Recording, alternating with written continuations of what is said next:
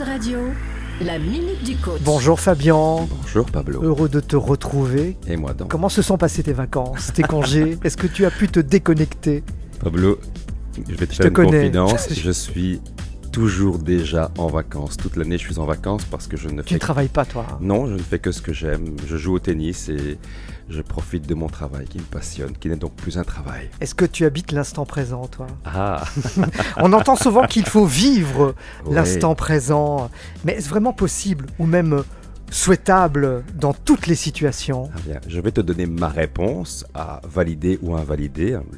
Les auditeurs ne sont pas obligés, comme d'habitude, d'acheter ce que je vais dire, mais c'est vrai que dès l'Antiquité grecque, habiter l'instant présent est important. Aujourd'hui, j'ai même la sensation que c'est devenu une injonction, comme l'injonction d'être heureux, la culpabilisation si tu ne l'es pas. On voit beaucoup fleurir sur Internet des citations liées à ce présent.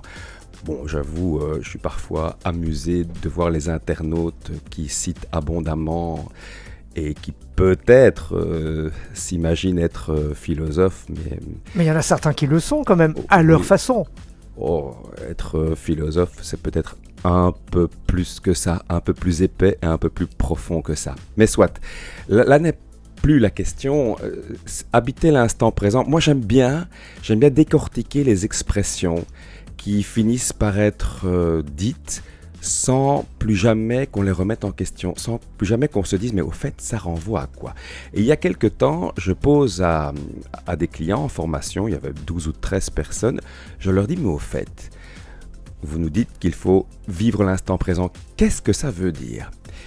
J'ai eu 13 réponses différentes, très timides, très hésitantes. Mais alors ça veut dire quoi? Quelle est ta définition de l'instant présent? Ma définition, c'est que nous sommes toujours déjà dans l'instant présent et qu'il y a impossibilité de ne pas y être parce que le présent, c'est la seule temporalité, le passé n'en est pas une, le futur n'en est pas une. Nous ne pouvons être que dans l'instant présent. La question qui se pose n'est pas celle, à mon sens, même si je sais que je vais à contre-courant, d'être dans l'instant présent, mais d'être où dans l'instant présent. Et je te donne un exemple, quelque chose de très caractéristique de notre époque. Tu vas voir un concert, toi qui es fan de musique et qui est doté d'une immense culture musicale, il faut quand même le dire, moi je suis toujours impressionné. Tu vas à un concert et tu vas voir de nombreuses personnes en train de filmer le concert. Alors, est-ce qu'elles sont dans l'instant présent? Certains diront, mais non, elles n'y sont pas, puisqu'elles filment plutôt que d'être complètement absorbées par l'artiste, à avoir des émotions fortes. On peut dire ça, mais on peut simplement se dire, elles sont dans l'instant présent de filmer un concert. Quant aux raisons, est-ce que c'est pour après poster et montrer qu'on y était? Est-ce que c'est pour avoir des souvenirs? Ça, c'est leur problème, entre guillemets, ou leur solution. Mais être dans l'instant présent, comment faire autrement?